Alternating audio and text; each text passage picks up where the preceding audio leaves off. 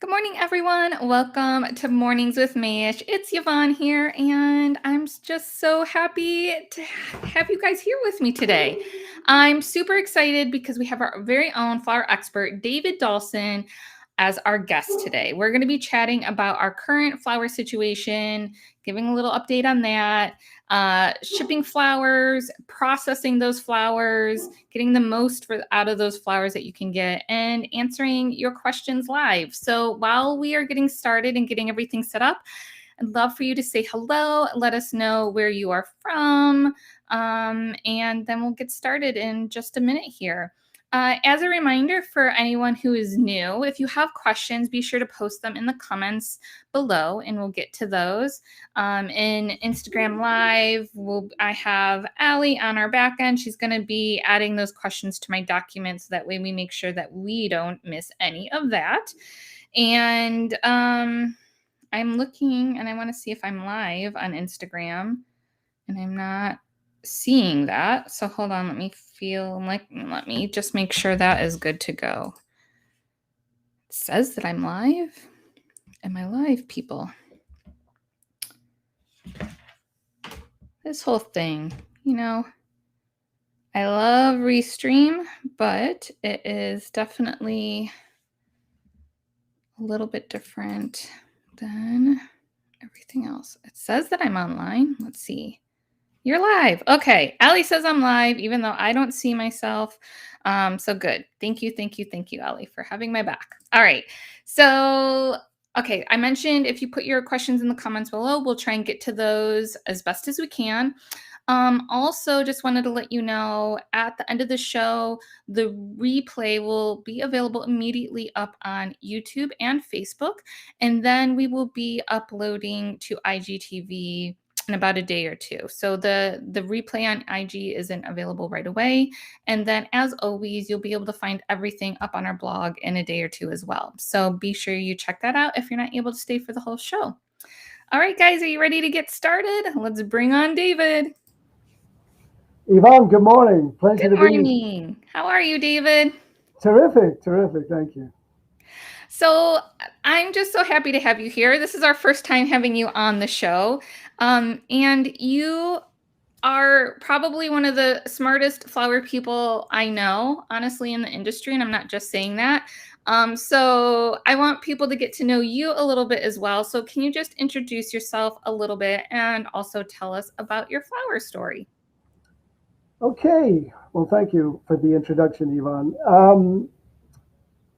So, my father and Patrick Dahlson, our CEO, were brothers. I was actually born in Los Angeles, but when I was a year and a half old, my parents moved to live in London, England. My mother is Scottish, so she was happy to go back. Um, I went to school. I went to boarding school from when I was about 9 until I was 18 in one of those very gentrified English public schools.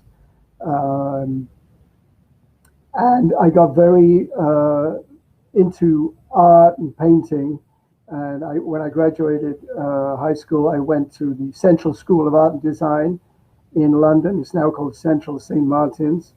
And I got a degree in fine art painting.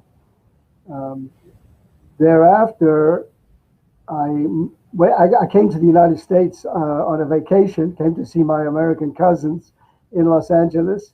I left a snowstorm February 6th in London, and the next day I was literally lying by the pool with a margarita, and I said, I don't think I'm going back.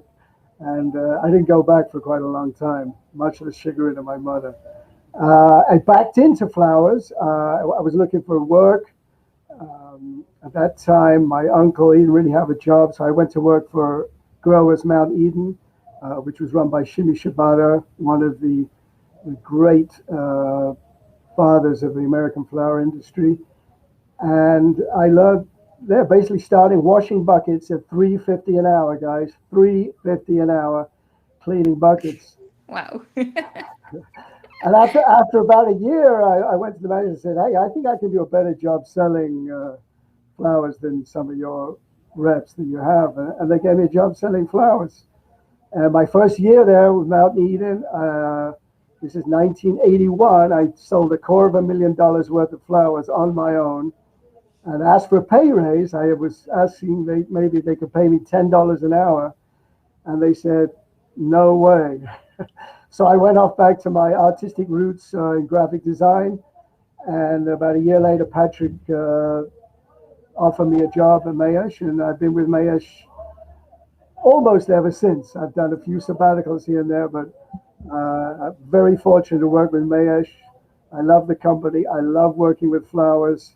It combines a lot of artistic sensibilities with business, and I just love it. Just love flowers.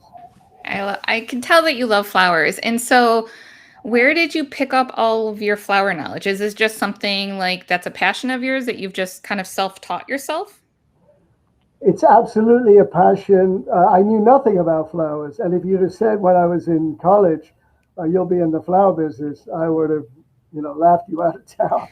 But I backed into it, and I got to love it. I started, like going, well, what are these flowers about? What are the names? What are the real names? Where do they come from? And then back when I started in Los Angeles, we had the market was two city blocks. And one block was called the American market, and the other block was the Japanese market.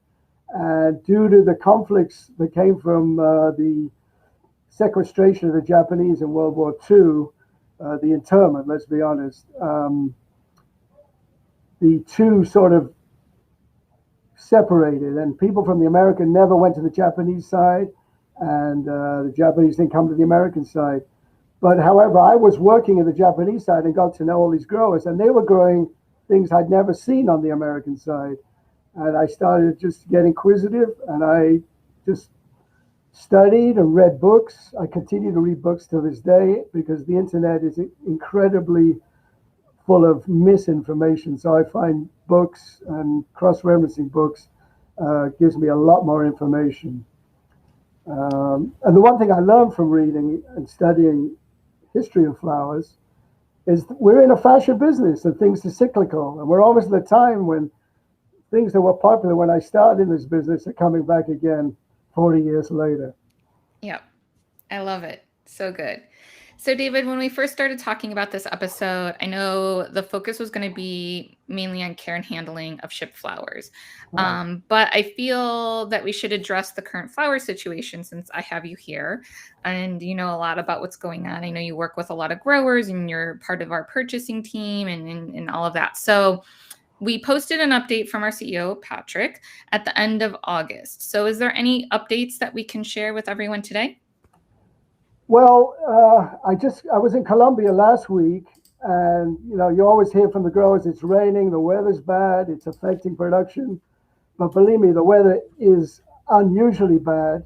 Uh, it's raining, and it's supposed to be their summer dry season right now, and it certainly is anything but. And this, it does impact the flowers. And because last year also, you remember, many of the suppliers of plant material, be it bulbs, cuttings, rooted cuttings, seeds, a lot of people either went out of business or they took a year off or they just lowered production. So one of the the problems coming up for this year and next year is getting bulbs and supplies for people to actually grow. There's a shortage from your plant material all the way through the chain, infrastructure, shortage of plastics, shortage of cardboard, shortage of wood. All the materials affect to uh, hampering the availability of flowers. It's good to know, and I think it just kind of goes hand in hand with what's going on across the entire world with pretty much everything. I feel like any kind of goods, something that's manufactured or grown or made, everything is behind. Because I'll still see occasionally comments from people. I don't know if they're when I'm on social media, I don't know who they're coming from, right? So I don't know if it's real flower people or not, but there's still like this notion that maybe this is all made up and, we're all doing this just because, trying to take advantage of a market. And, I just want to make sure and make that clear that that is not what is going on.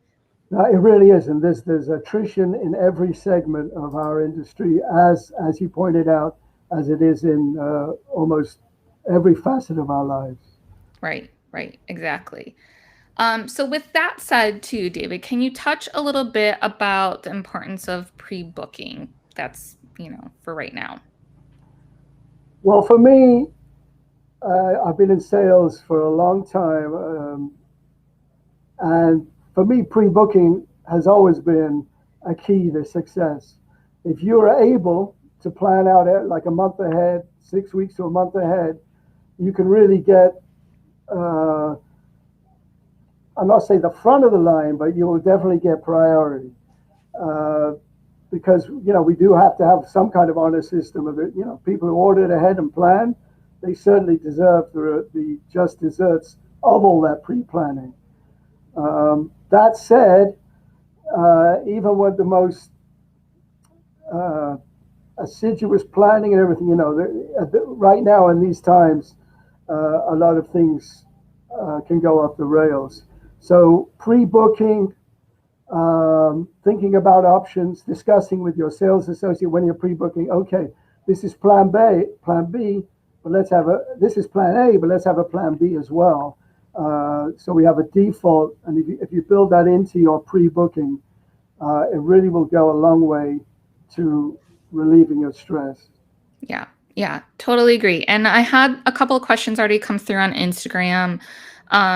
So one of them I think you just kind of covered. It's from Wild Stem. Due to flower shortages, should we be placing orders earlier than normal? So when you say pre-booking, David, how far in advance do you think everyone should be getting their orders in? Well, it was going to be a minimum of a month, and if you could do more, that's better. Right. But I mean, even if there was no pandemic, I would, I'm going to say, harangue my customers to try and get their orders in, at least the key components.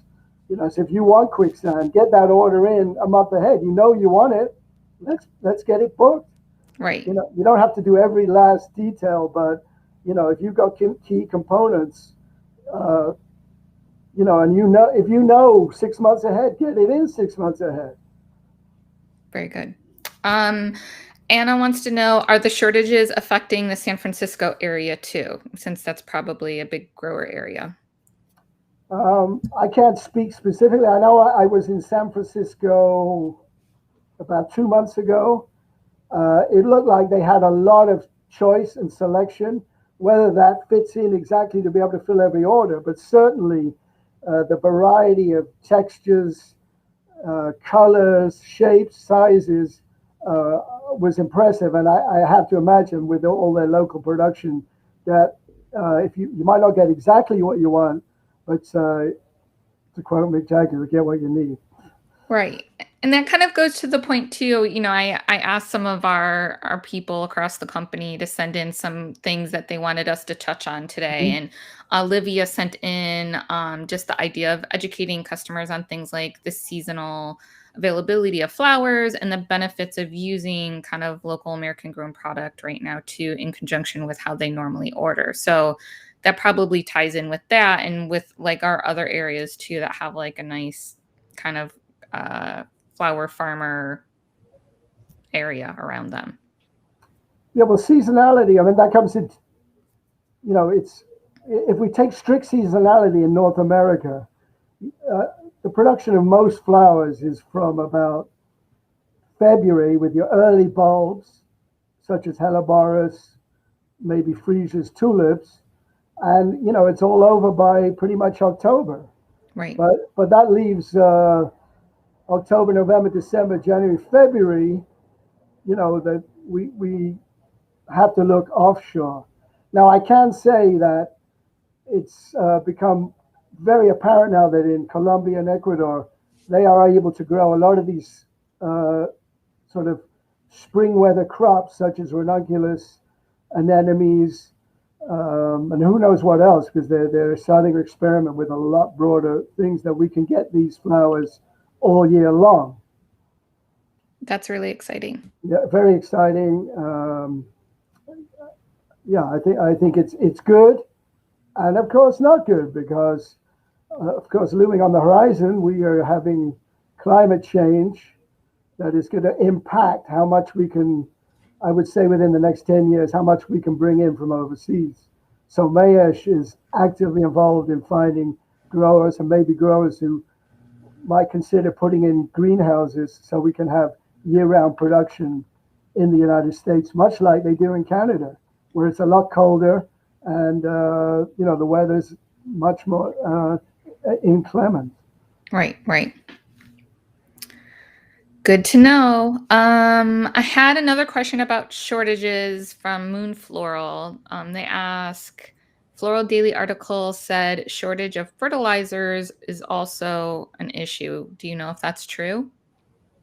Uh, yeah, I'm going to state it again. There's a shortage and attrition in every single segment of our industry. So it could be fertilizer, it could be substrate, materials used to make the soil. It can be irrigation fittings, emitter systems, sprinkler systems, you name it, plastic to cover greenhouses, Right, delayed because that's coming in from Europe and America.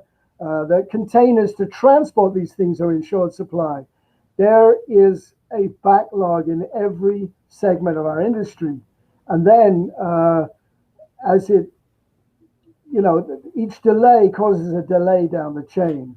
right. So we can expect this sort of uh, shortage of products well into next year, maybe beyond. It's hard to, Yeah, I don't have a crystal ball, but it could go further than 2022. right. Who the heck knows? I feel like we're going to continue having these conversations for a very long time. I think back to my first mornings with Mayesh when we are talking about the pandemic and what's going on, and in my little mind thinking, oh, this will be done quick. And here we are. So 2021. Um, on a happier note, JJ Posies said, you mentioned that things were popular 40 years ago are popular again. Do you have some examples of that? Well, the top example is dried flowers. I thought I'd Yes. seen the last of them in about 1985, but here they are again, maybe more popular than ever. But yeah, they almost disappeared, I would say, in the 90s, but they're back, I would say, with a vengeance. I think we're starting to look. I know personally that myself and our purchasing team, we're really having a good look again at dismudded chrysanthemums, some with more of a Japanese look rather than these sort of plasticky things you see in the supermarket. So we're looking at Japanese genetics to get a lot more romance and a nice large focal flower. Also looking at it with a view to maybe not replace Dahlia, but to have a hardier substitute, especially through the winter. Right. Very good. Love it. So fun. I do love how everything is cyclical and kind of rotates and comes back again. It's kind of fun.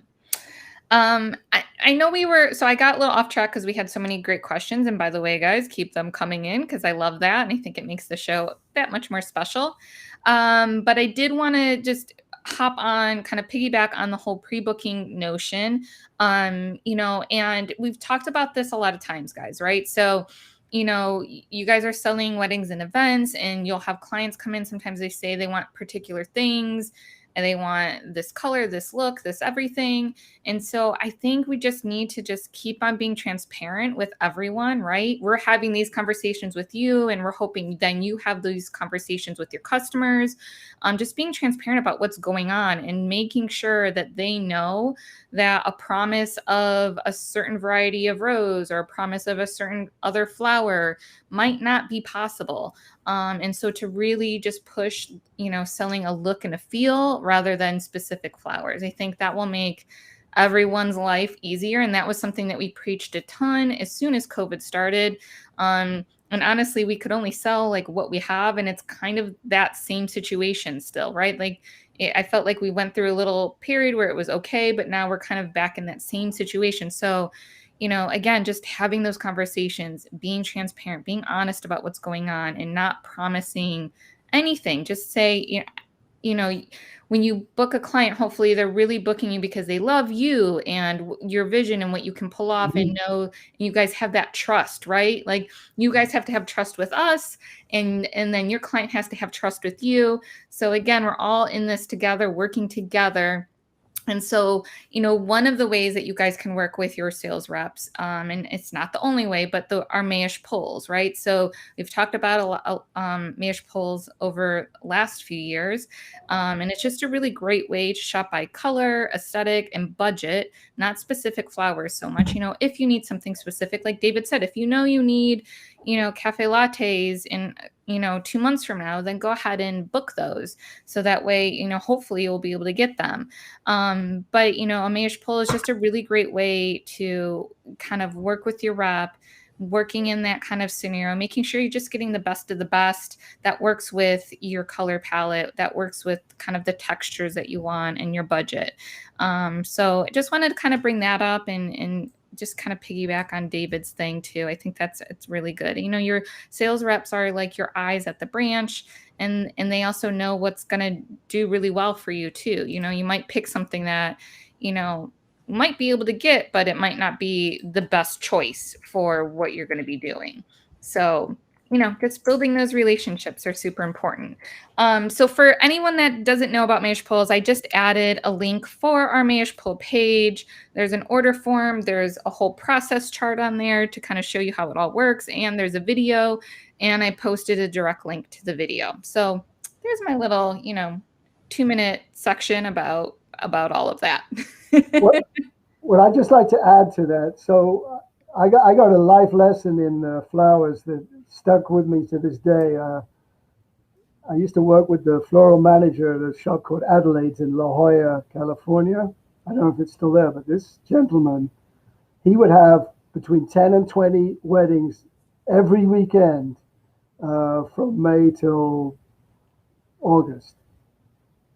And he might pre-order once in a while gardenias, maybe, or maybe some white roses, but he would just come in with his 10 or 20 weddings, and he would just buy what was plentiful, inexpensive, because, we're always trying to move stuff in volume. He would come in knowing that, and he never promised any customer a look. And if they really wanted something like peonies, he would say, well, if you want peonies, you better get married in May. End of conversation. And that stuck with me. He just sold a look. He never let customers pin him down to any specific flowers. He went for a look. He showed them a look. And then when he did his weekly shopping, he was armed with like what he was going to do. And he got the best of market, the stuff that looked the best.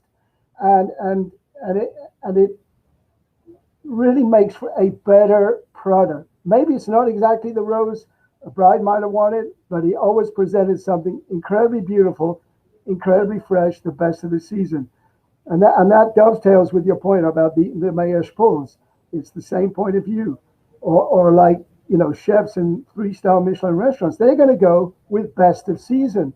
Why? Because it's going to give the end customer the absolute best result. Exactly. I love it. I love that story. I have a few more questions coming in, then we're going to move on to our next section. Got so many good stuff, guys. I love it. Estrelita Florals. I'm terrible at pronouncing things sometimes. She was asking, is there a shortage with dried flowers as well? I think that, okay, there's a shortage with everything, is the short answer. But dry flowers, not so much, but I think that they're being used in amounts that are quite incredible. Again, a lot of that comes in from Europe Right. by sea, by container. Containers are scarce, uh, boats are scarce. So, yes, not every exact item you might want is there, but in most cases, I feel the supply is more than adequate. Very good. And then I just had a couple of comments that I wanted to share from Vivid Expressions. They say this is why I do concept illustrations. They just want it to look like the design, not a specific flower. It gives us flexibility and them expectations. I love it. Let's clap for that. Monica Resendez Floral says it would be good to give 2 or 3 different choices for each flower ordered. If you can't get this one, please see about this other one. So another comment from them. Just being flexible, I think, is great. Okay, let's move on to our next segment. Okay, we're gonna get into the nitty-gritty that David has prepared for you guys. So with the state of the industry, we're seeing more florists who are shipping their flowers. And then with that, knowing how to process the flowers is extremely important. And that isn't always, we need to kind of educate ourselves on the best practices for that.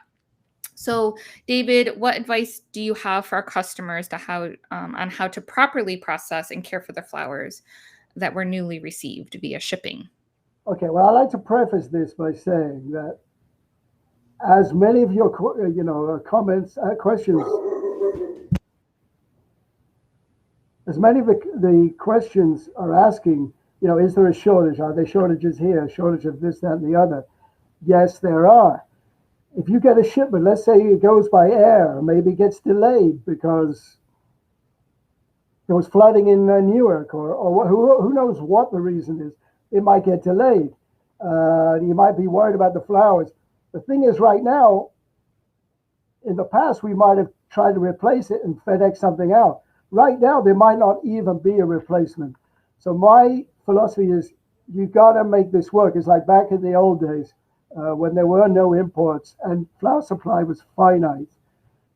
You got to make it work. So I hope I'm going to be able to illustrate that with tips and guides as to how to get the best out of the flowers you get, whether they're delayed, maybe they got hot, and so forth. And this would be my MO, my modus operandi, which I recommend. Remember, to get the best out of your flowers, it's an aggregation of very small steps. You put them all together and you can get the best results in any given situation. So I would like to start my sort of ideas. When we talk about flowers, we're talking about sex. Getting saucy, guys. I got to bring that up because it's like when you're thinking about seasonality, you have to think about all plants. They produce a flower so that it can be pollinated by a bird, a bee, a moth, an ant, what have you. And then later on, 2, 3, 4, 5 months down the road, that same plant will produce a fruit if it was pollinated.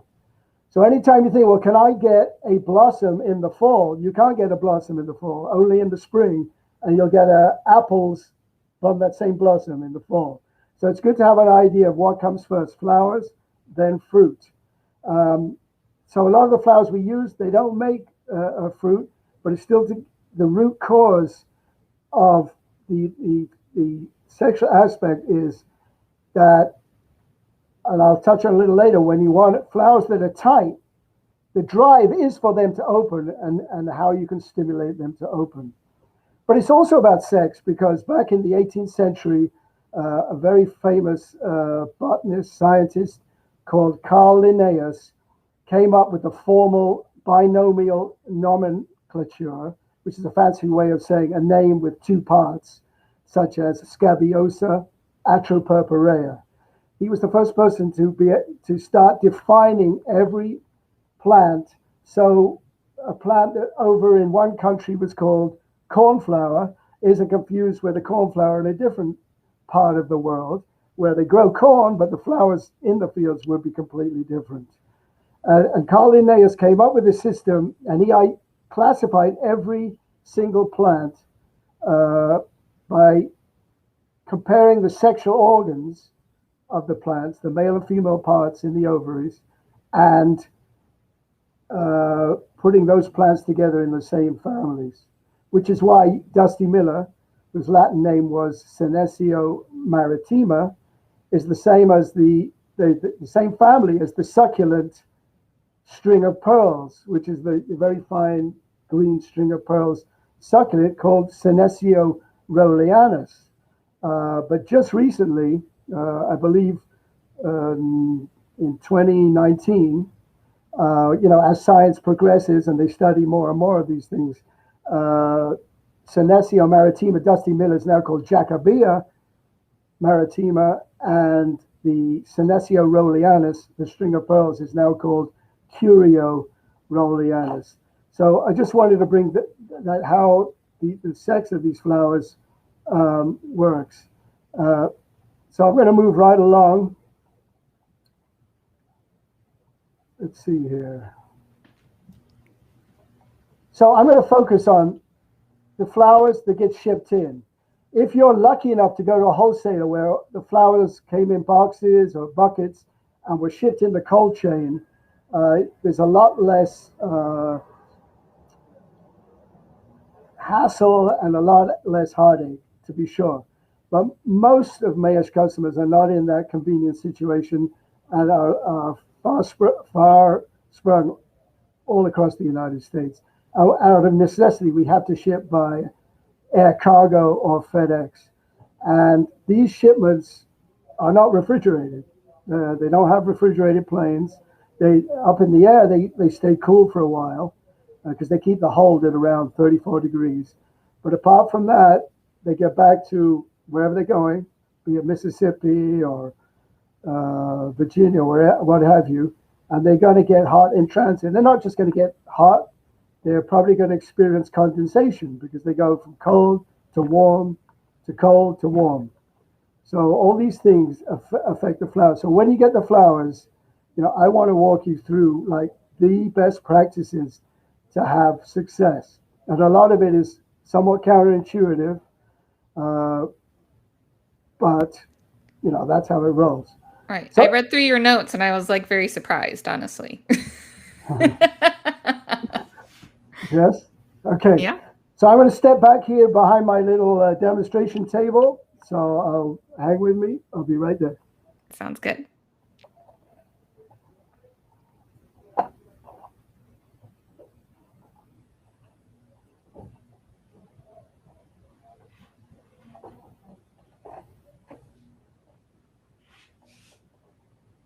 Okay. So you know you have a shipment of flowers coming in because you ordered them. So the best results is starting by the prep, whether you do it the night before or the morning of receiving your flowers. You want to have your buckets ready with water. And you want a variety of size buckets and vases and containers, whatever it takes, because you never know what size the flowers will be coming in. You want to have clean buckets, like clean.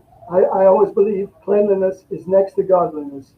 So clean buckets, clean cutting equipment, knives, secateurs, pruning shears, etc.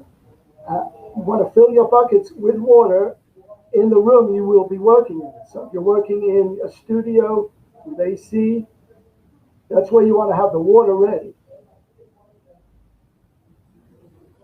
Then when the flowers come, you have a box, 2 boxes, 5 boxes, what have you.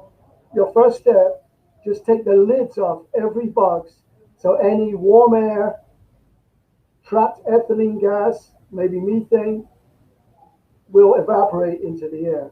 Let that out. Step 1. Step 2, start with 1 box at a time. Excuse me, let me look at my notes here. Oh, yes. Step 1. Start with 1 box at a time. Take everything out and lay it on a table. Lay it so it can just rest. Please do not unwrap flowers at this junction. Please do not.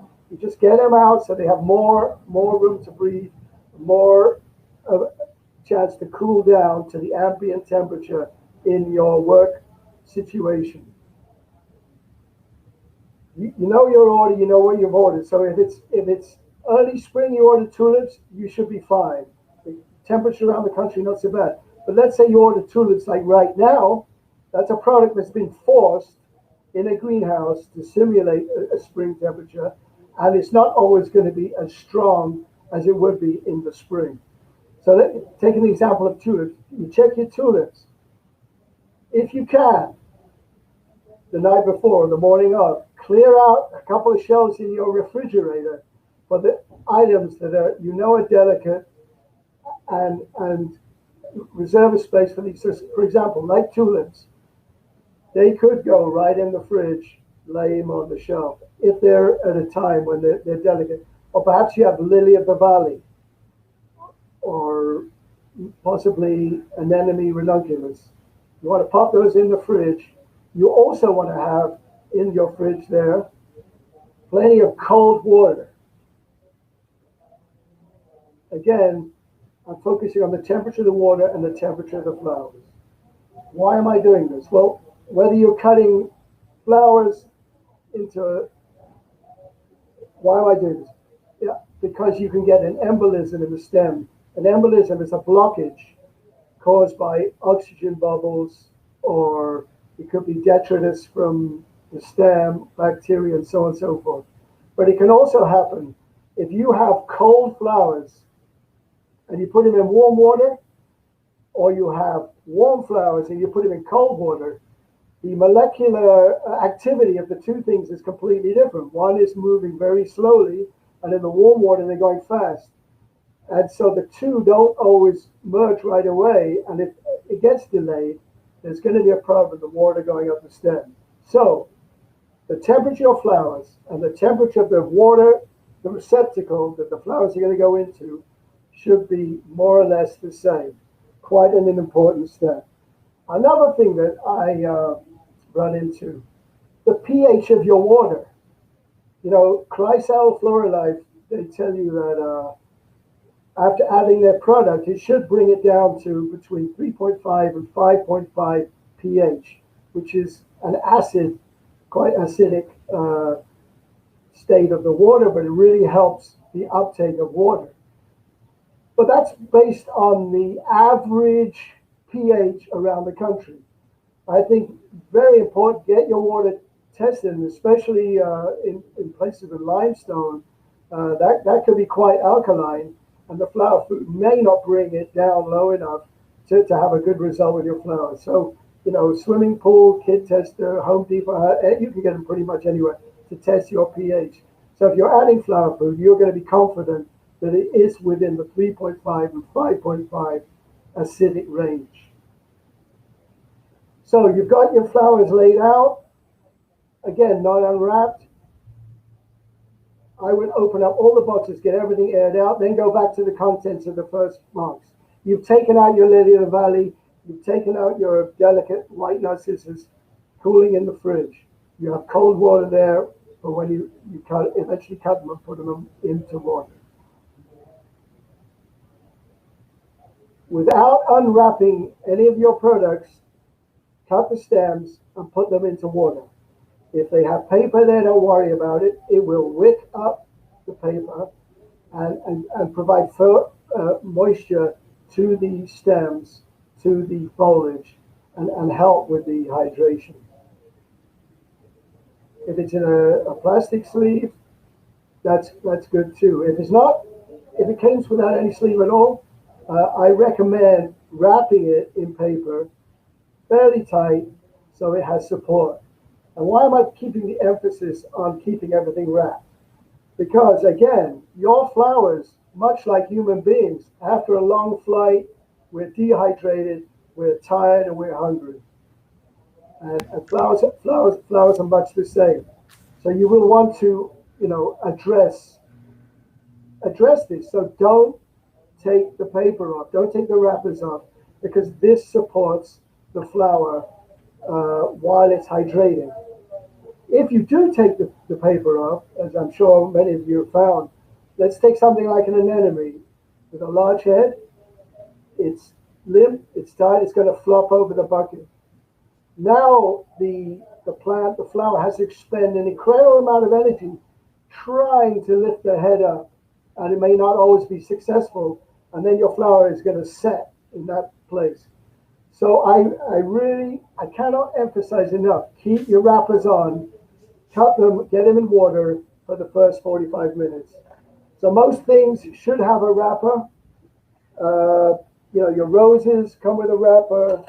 Uh, it can be paper, plastic. You just basically cut your stems like so. Everyone knows the drill. But don't remove this wrapper. Get them into an appropriate bucket that will support the flower all the way up the stem. Short buckets, use vases, use whatever it takes. But keep the wrappers on. Then you can move on to the next box. You do the same thing. Go through that drill, cutting, but leaving your wrappers on. Third box, or if it's just one box, you're good. 10 boxes, work round. You want to leave these flowers in, I like to say between 45 minutes, couple of hours, up to 4 hours in the state. That will give them the support for the water to take up the stem, to really hydrate and become fully turgid in this position. Yvonne, any questions there? Let me check real quick about. I have more about shortages and stuff, but we'll circle back to that later. Absolutely, yes. Yeah, but about what you're talking about, so far so good. Okay, good. Well, if you have any questions, just fly up. But I'm getting this point. Flowers need support because this is capillary action. It goes up the stem, cell by cell, the plant cells all the way. If it's bent over like this, it's going to just set in that position. You can almost think of the flower stem a bit like a sponge. However it sets, however you have the position you have the flower in, that is the way it's going to stay, unless the flower head is light, and then it will go up. But again, we're talking about flowers that have already been stressed by a long trip. Best practice, give the flowers support. Your bucket selection, important. Give it support. And that becomes more important once you unwrap the flowers. Have appropriate buckets to put the flowers into. So you go circle back to the first box, you can unwrap them, and then you process as normal. You clean, cut the stems again, take off the foliage, work with them as you are going to go. I do have a question that just came in, just to clarify, David, from Cindy Lou. She says, so do you let them all flowers rest for a time before cutting and putting in water, or just the ones that need to go in the cooler? So the step one is taking the lids off, let the gas out. Then I like to get the flowers out, lay them on the bench, a rack, a table, what have you, separate. So each individual one has its own airspace. If you say you have your AC at 72 or something, it's going to cool down much, much faster. And this is the key, but you want it to cool down and not stay hot and aggregated. So do they need to cool down for a certain amount of time, or is it just the process before you start cutting and putting in water? No, it's just the process, because you have a box or 5 boxes. By the time you get to the 5th box, you're circling back to the first one. Okay. So that's more than enough time. But then when you put it in water, you do want to leave it minimum 45 minutes, ideally 2 hours, and you're good to go up to, say, 4 hours. But right. The support is the key. So after 4 hours, what's next? After 4 hours, then you unwrap everything and you process as you normally would. Whether it's removing the flowers from the fridge, the few items you might have put there for safety. Again, they go in cold water, leave them 45 minutes, 2 hours or so. Then you process as normal. If you have flower food, I would use flower food, taking heed what I was talking about, the pH. But generally speaking, flower food is really good and really helps your flowers move along. So you take all these incremental steps. Your water ready at the right temperature, your flowers at the right temperature, you're going to have a lot more success, and it's just one step at a time. And it's the aggregate to make it successful. And the last thing is, when you are processing your flowers, very important, your container is at a right size to support the neck, maybe 2 or 3 inches below the the flower. So it has support even while it's unwrapped. Very good. When should they be putting the flowers in the cooler to kind of harden up? Okay, so I'm speaking to people who have studio or no cooler. If you have a cooler, there's two ways you can go. If the flowers came in the cold chain, like i.e. you put them up at your wholesaler or they were delivered by a refrigerated truck, and you're fairly certain it was cold all the way, you can put your boxes in the cooler right away. My preference would be to take the lids off, let out any gas, and then throw them with the lids off in the cooler and let them cool down. And then you can process them in the cooler. But if you do process in the cooler, you want to have your buckets prepared of water so that everything, again, is the same temperature. Or you can process, as I outlined earlier, and then move everything into the cooler once you're happy everything is turgid. It's a reasonable point of where you want to be in terms of openness or closedness, depending on your needs. And then you can put everything into the cooler. Someone's asking David too about do you do quick dip after the first step? Well, yeah, after the first step, so if you're using quick dip, you want to do it at that stage right before they go in water for the first time, which is wrapped.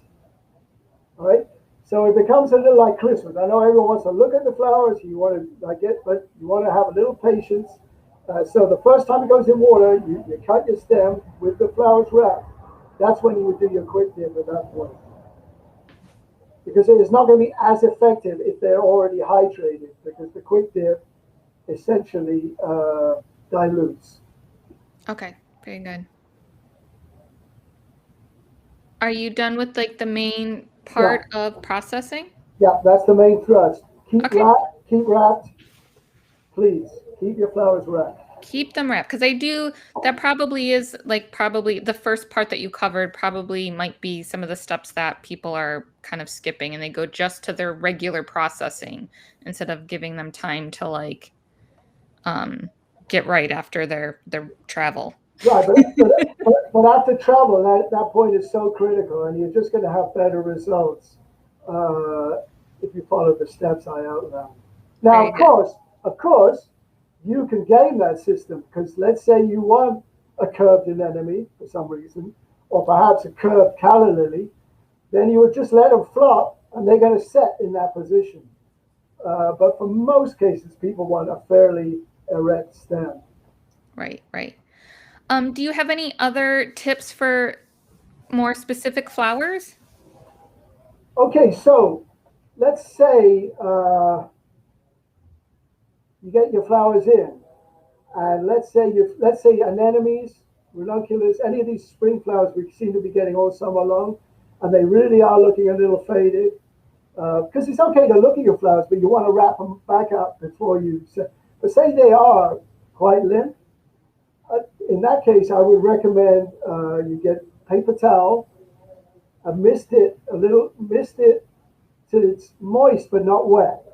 You don't want to saturate, just moist. Wrap your flowers fully, including the flower stem, the whole thing. Wrap it in that paper towel, and you can pop those in the fridge. And that way the water will slowly be taken up by the stem parts, the leaf parts, and the petal parts in a way that will really help to achieve turgidity without the express shock of being cut and put in water right away. Very good. Here's another thing. Daffodils should never, ever be placed in buckets with other flowers because they exude a milky sap that is probably going to be damaging to the other flowers. So until you actually make your arrangement, you want to keep those apart. I can also say eucalyptus, especially if you have a cooler or you're working or storing your flowers in a small space. You want to keep eucalyptus well away from roses because eucalyptus has an oil, a vapor that seems to put roses to sleep. So keep the two well apart or in separate rooms or situations. It really helps that. Good, good, good. I have someone asking too about tips for ranunculus. Any more specificity? I mean, Nancy says, let me put it up on the screen too for everyone else. I always leave my ranunculus wrap to harden off, but I still have trouble with the stems bending after the paper comes off. Any tips? well, the tip there would be you probably want to keep them wrapped a lot longer than you're doing. And then critical, have a container where, where the bud is maybe just an inch above. So it does not have a chance to flop over, and maybe a smaller container will hold 20 stems, and keep those until they achieve full turgidity. Remember, a lot of flowers like calla lilies and ranunculus, they don't achieve full turgidity for about at least 4 hours. And in the case of callas, maybe 24 hours. So Oh, wow. you really have to stick with it. So at that point, if you do keep them wrapped, when you go to the second stage, maybe rewrap them, but this time with the flower heads exposed. So they are getting the benefit of light, which also helps in the respiration process. Very good. And then just a note, I think Ali is typing it for me, and I don't know if it came in from someone else, but they said just sometimes, ranunculus are tricky and, they'll like wire the stem just to kind of keep it straight if they need Right. to as well. Yeah. Right. But I'm pretty confident if you hydrate that wrapped up for 4 hours and then reserve them in a vase that is the appropriate height, you really shouldn't be getting those problems. All right. Very good. Thanks, David. Okay, so our next question is, let's say the customer gets a shipment of very tight blooms, and they need to get them open ASAP for their event. What should they do? Okay, so things to think about. Going back to the sex thing, the drive of the flower is to reproduce. It's to make to reveal the stamens so that the flower can be pollinated and produce seed. So the more stress you put on a plant or a flower, the more inclined it's going to start opening, because you could leave, like, say, roses out in a warm place, not direct sun, but it could be out on a porch that's very warm, and let them go limp. And the signal there is it's going to start sucking all the water out of the stem to drive it to open. So now let me say here, this is super dicey situation because it's not good for the flower. But say you got a wedding tomorrow, you got to get these things open, especially roses. You can stress them to the extreme. So that will be no water for 4 or 5 hours in a very warm situation, 80, 90 degrees, and really let them sort of cook. And then wrap the stems, wrap the bunch, and hydrate as before, cutting with the wrap in place, so that probably the roses are going to be limp at this point. So you want to keep the stem straight and supportive so the capillary action will work up.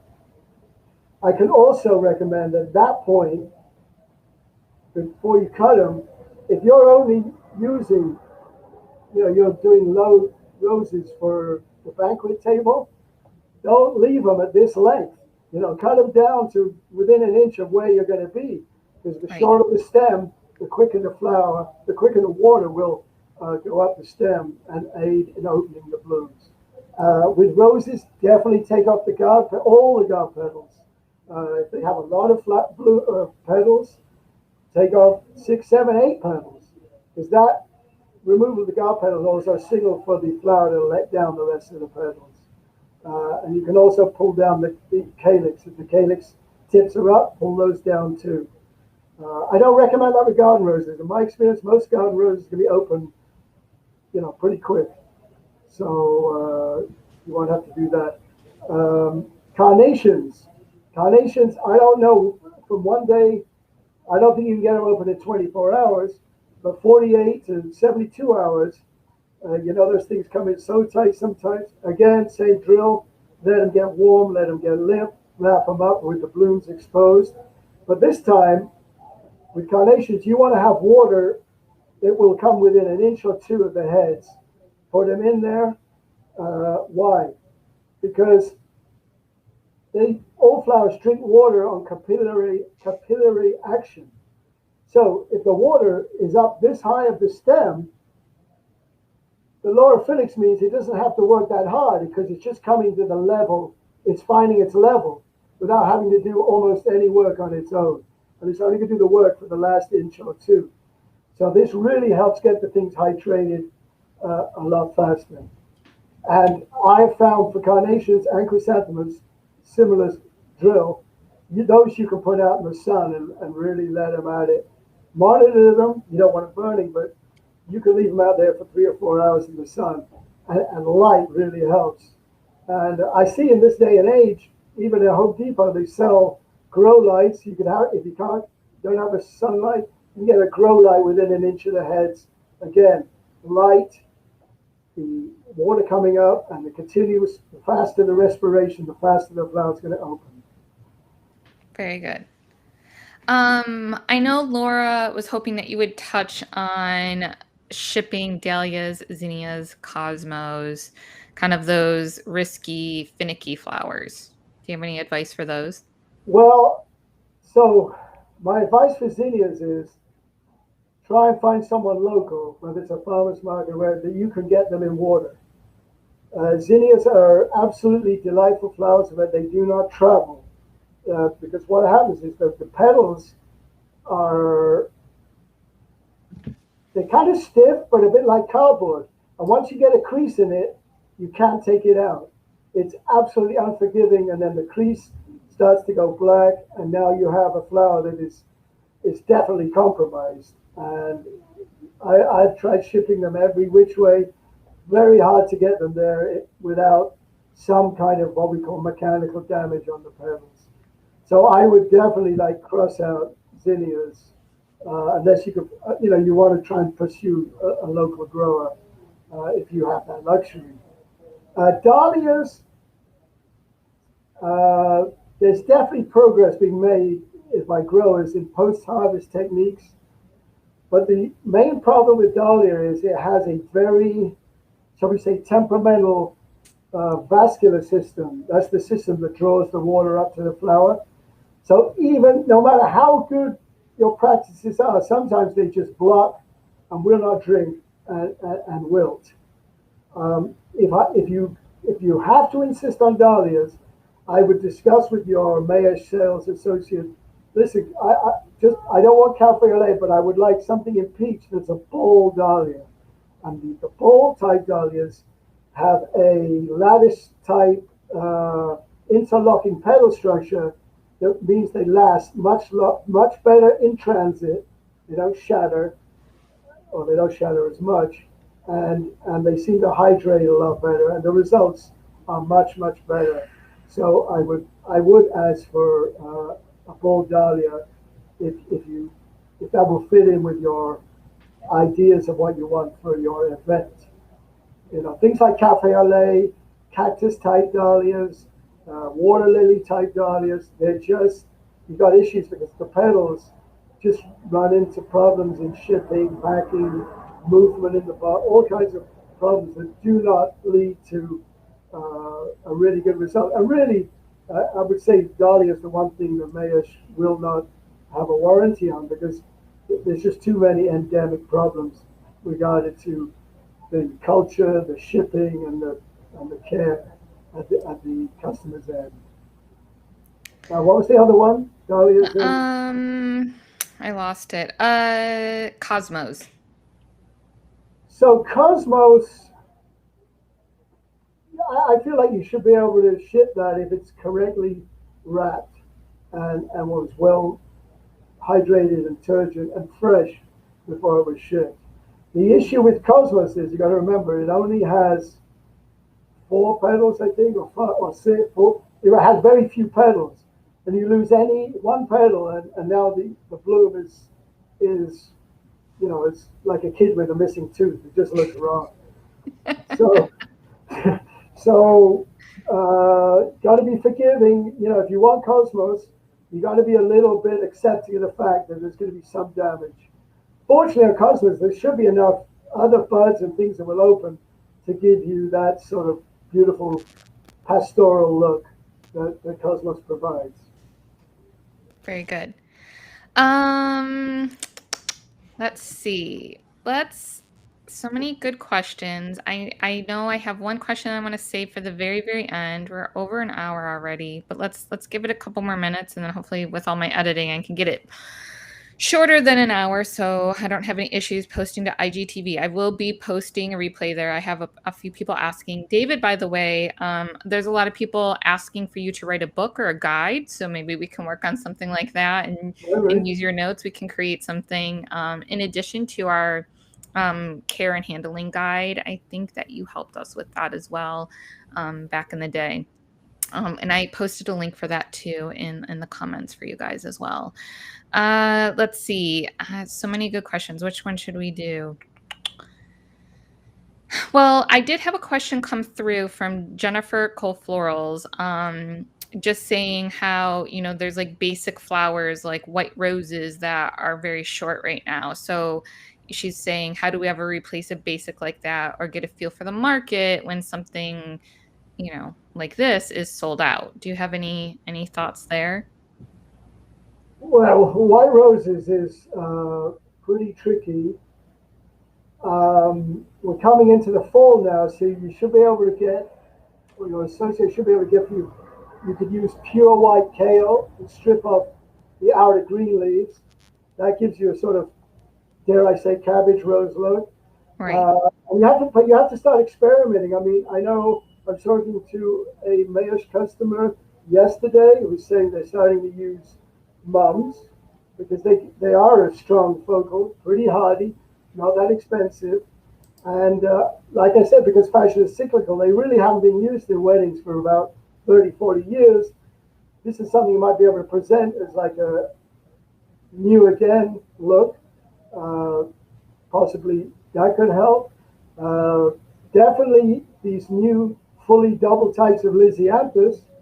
If you get, a good supply, hopefully from maybe Japan or Holland, where they really are fully double, then you can get a very graceful look, somewhat similar to a rose.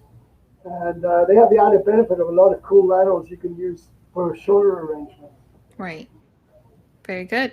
But definitely, you're going to have to experiment and go out of your comfort zone because it's like saying, well, if there's no beef, how can I replace beef? I'm going to be honest. Black bean patties don't do it for some people, so you need to explore what would work for you and what will work for your customer. Right. Very good. I had a question come in from Cindy Lou about coolers. She wants to know, like, what is your opinion about storing flowers in a cool garage environment versus a flower cooler a day or two before an event? Well, of course, it's like what they used to say in England: we drink warm beer, or not warm beer, we drink beer at room temperature. But you got to remember the temperature in England in a cold stone cellar is around 45 degrees, so it's not that warm. Is your garage cold? I mean, if you're living up north, most of the year it's going to be pretty cool. And you can augment with those new sort of cooler bots that can bring the temperature down significantly. I think if you're going to store them in a cool room, I generally like, if it's me, I generally prefer a bathroom that's away from the sun side of the house, because there you generally have high humidity for people taking showers or what have you, in general, a lot of water in the air, and they're generally pretty cool temperature-wise. But whether it's a garage or air-conditioned room, I'm totally happy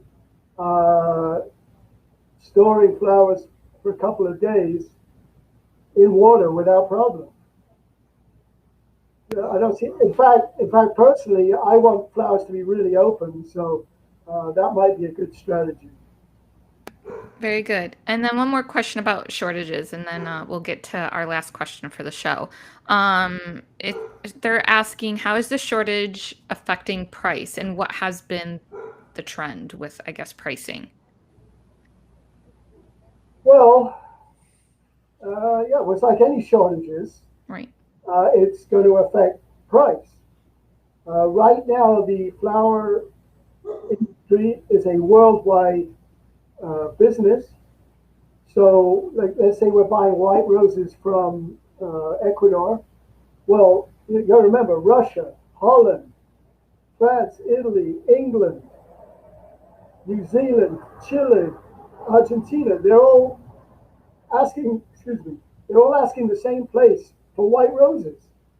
So, people have been known to accept higher price offers, and they can tell other people, hey, it's cold weather here, there's not much I can do. I would say, Mayesh, we try not to deal with those kind of farms, but it's going on, and prices are definitely inching up due to very high demand and a compromised supply. Right. All right, so we're going to totally switch gears now, David. I know you are working on a very important sustainability project concerning plastic sleeves. Do you want to share more about what you're working towards? Okay, so here at Mayor's Wholesale, we're definitely worried about the amount of single-use plastics that come through, and basically they're there mostly as a gloss to protect the flowers. But in a flower shop, they look nice, they're glossy and shiny. But the fact is, the carbon footprint that they leave is very massive. So we are working on ways to replace the plastic sleeve with a paper sleeve. Um, we're trying to get rid of all plastics in our packaging. Now, in experiments we've done so far, they look promising, but we definitely need buy-in from our customer base. So I was wondering if any of the people who have been commenting today have any, just a quick poll. Would a switch to paper sleeves be okay, or is that a bad thing? And if any of the viewers want to put that up. Yeah, so let us know, guys, in the comments, and obviously you'll have time, like in the replay and things like that too. We'll share what you guys have to say with David, but, what do you think about paper sleeves over plastic? Right, so Biodegradable paper.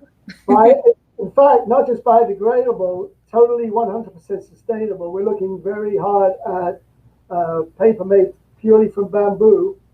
It's actually got good integrity. Remember, the sleeve doesn't have to be in the water. It's up there to protect the flowers from sort of interlocking with other bunches of flowers. So, the tests we've done so far are promising, but we really need buy-in from our customers. So any input people watching may have, we would certainly appreciate it.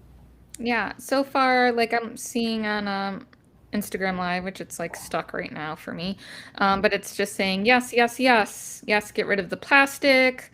Mounds of plastic make my heart sick every week. Someone says I love bamboo, and then another person says love this, no plastic. So, just based off of that, everyone seems very excited about it, David. Right. So the one downside is, let's say a flower like roses. The plastic really helps keep the moisture in, which in turn helps keep the stems turgid. So, uh, so I'm looking at the bamboo. We're also looking at this coated paper, which is coated with, I'm not going to say a wax, but something similar, but biodegradable coating. And we think that will do enough to keep everything, maintain moisture content within the flowers. But I think as we move forward, I would expect that some flowers will be a little limper, when they arrive. But on the other hand, they should hydrate as normal and have used the steps I outlined completely successfully. So exciting. Thank you so much for sharing that, David. Well, it's been a pleasure, Yvonne, and big shout out to everyone who's watched. Really appreciate it. I love it. I love it. Thank you for sharing everything, all your tips and tricks for everyone. This, I think, was an amazing show, obviously, because people want you to write a book now. So you got to start thinking about that, David. Well, I'll give it some thought. Yeah. Very good. So, guys, that's a wrap on today's show. Thank you so much for spending more than an hour with us today. I really appreciate your time, your love, and your support. And like what we've been saying since everything turned crazy for us, we're in this together with you guys, one step at a time, one day at a time. If you guys have any questions, let me know. We're going to keep on doing these shows, and hopefully I can have David on more often. He can share more of all of that beautiful flower knowledge he has up in that brain of his, and we'll go from there. So stay tuned for our next show. I don't know if you guys saw the new Mayesh design star, Mr. Lee. You guys got to check that out. I'm going to have him on later this month. We're still working out on the details, but I will keep you guys posted. So stay tuned. Keep on sending in your floral questions and have a great day. Bye, everyone.